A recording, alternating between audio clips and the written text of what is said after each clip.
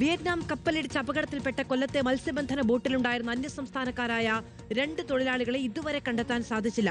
ഇവർക്കായുള്ള തിരച്ചിൽ നടന്നുവരികയാണ്.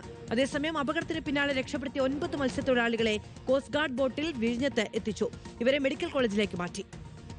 ശക്തികുളങ്ങരയിൽ നിന്ന് വെള്ളിയാഴ്ച ആഴക്കടലിൽ മത്സ്യബന്ധനത്തിന് പോയ സെന്റ് ജോസഫ് എന്ന ബോട്ടാണ് ഇന്നലെ രാവിലെ 11 മണിയോടെ അപകടത്തിൽപ്പെട്ടത്. ശക്തികുളങ്ങര ഹാർബറിൽ നിന്ന് 120 നോട്ടിക്കൽ മൈൽ അകലെയായിരുന്നു അപകടം.